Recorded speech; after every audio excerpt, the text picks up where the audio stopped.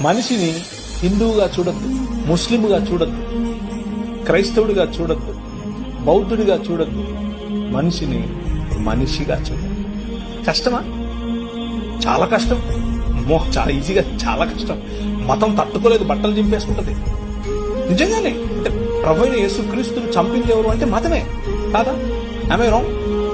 పిలాతు చేతులు కడిగేసుకుని నాకెందుకు రా బాబు, లే చంపండి అని అన్నాడు. మతం నిజమైన మనిషిని చూస్తే బట్టలు చింపేసుకుంటుంది.